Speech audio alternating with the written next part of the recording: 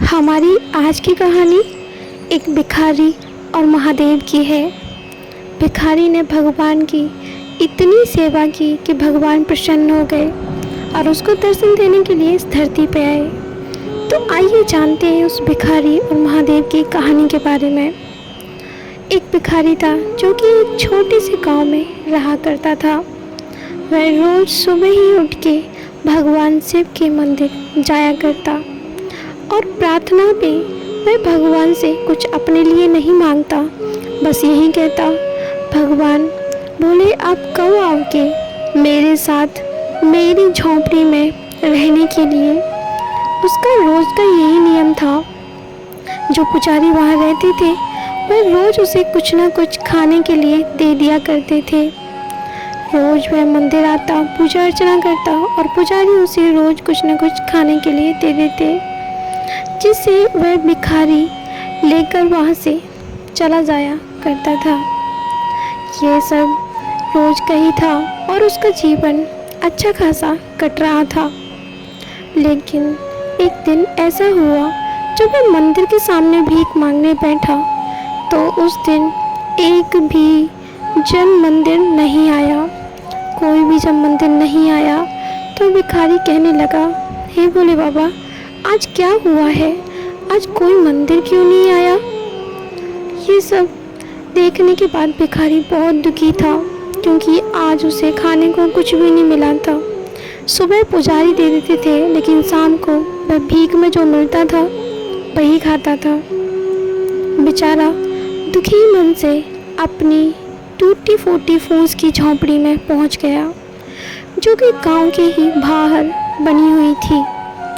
अपनी झोंपड़ी में पहुंचने के बाद वह भूखे पेट ही सो गया, लेकिन उसे उम्मीद थी कि कल उसे खाना ज़रूर मिलेगा। वह जब अगली सुबह जागा तो उसने देखा कि गांव में अब लोग कम बचे थे। सारे लोग शहर जाने लगे थे। गांव में कुछ ही लोग बचे थे जो कि मंदिर नहीं आया करते थे। यह सब रोज़ का ही हो गया था। अब उसे सुबह तो खाने को मिलता था, लेकिन शाम को उसे खाने के लिए कुछ नहीं मिल पाता था। एक दिन पुजारी जी उसके पास आए और कहने लगे, अरे माधव, मैं भी ये गांव छोड़ के जा रहा हूँ, तुम कुछ देख लेना। वह बोला, अरे नहीं नहीं, आप ऐसा मत बोलो पुजारी जी, मेरा क्या होगा, मैं क्या करूँगा। ये बात सुनने के बाद पुजारी जी बहुत दुखी हुए, पर वो क्या करते। बेचारे माधव ने बहुत प्रार्थना की, लेकिन पुजारी जी भी उस गांव को छोड़कर जाने की कह के वहाँ से चले गए। माधव रोता रह गया। अब वह सोचने लगा कि वह क्या करेगा। अपनी झोंपड़ी में बैठ के वह ये सब सोच रहा था और भगवान शिव से प्रार्थना कर रहा था कि अब वो क्या करेगा। अब तो बहुत मुसीबत आन पड़ी थी। यह सब भगवान शिव अपनी आँखों से देख रहे थे। वह सोचने लगे कि मुझे कुछ मदद करनी चाहिए। मेरा भक्त भूखा पेट रह रहा है, तब से कम एक समय तो खाना मिल रहा था, और अब तो पुजारी भी जा रहा है। भोले बाबा बोले, मैं तुरंत ही जाता हूँ और माधव की मदद करूँगा। और भोले बाबा वहाँ से तुरंत ही माधव के पास आने के लिए निकल गए।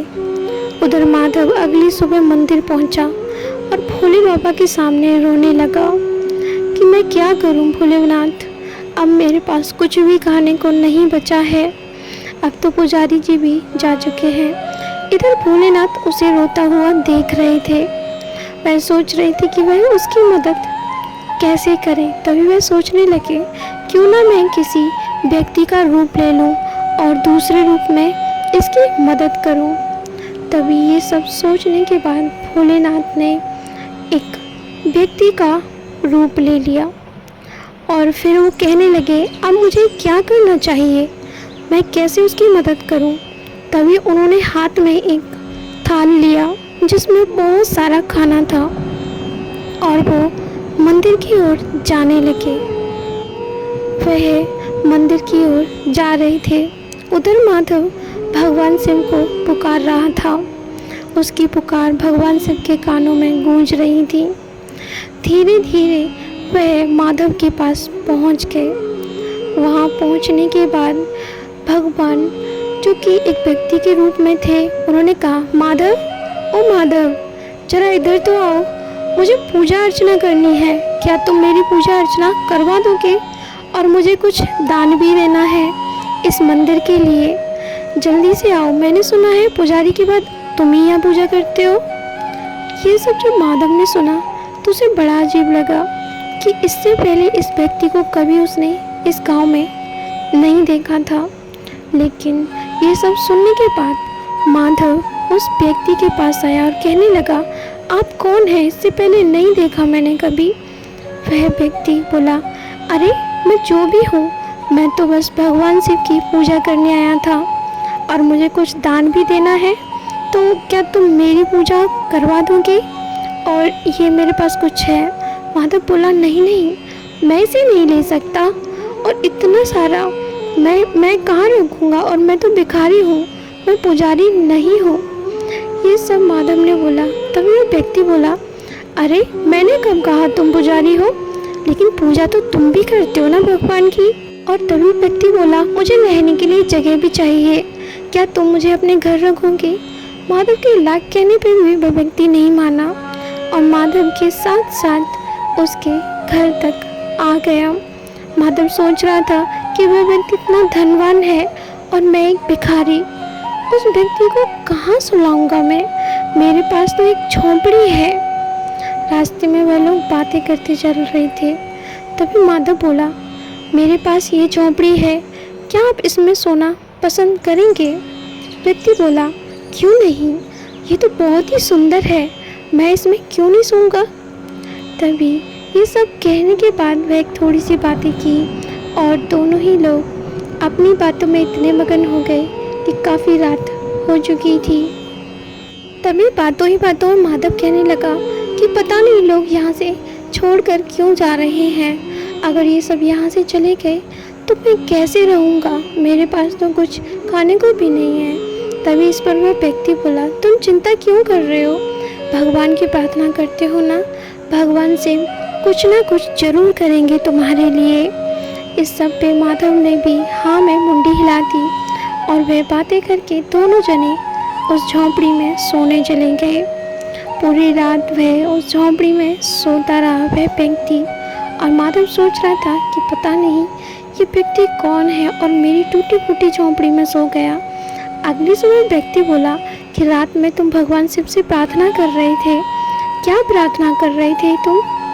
इस सब को सुन के माधव ने कहा, मैं भगवान शिव से एक ही प्रार्थना करता हूँ कि वह एक दिन आए और मेरी झोंपड़ी में सोकर जाए।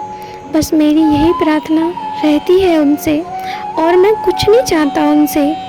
ये सब कहने के बाद माधव मुस्कुराए। इस पे वह व्यक्ति कहा, बस इतना सा? तभी भगवान शिव अपने रूप में आ गए। ये देख के तो मानो माधव उछल पड़ा।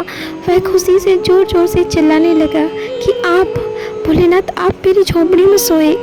यह सब सुनने के बाद भोलेनाथ ने कहा, तुम्हारी भक्ति मुझे यहाँ खींच लाई माधव, तुम मेरी इतनी भक्ति करते हो तो ये तो होना ही था।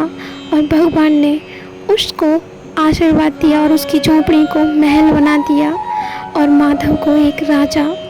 और उसको ये सब देने के बाद वहाँ से भोलेनाथ चले गए और इधर माधव अब एक राजा बन चुका था और बाकी की उसकी ज़िंदगी सुखमय बीती, क्योंकि अब उसके पास एक महल था और खाना पीना था, नौकर चाकर थे। यह सब पाने के बाद मैं भगवान भोलेनाथ से कहने लगा, भोलेनाथ, आपने मेरी इतनी मदद की, मैंने तो सोचा भी नहीं था कि आप कभी मेरी झोंपड़ी में आएंगे और मुझे इतना बड़ा महल दे के जाएंगे।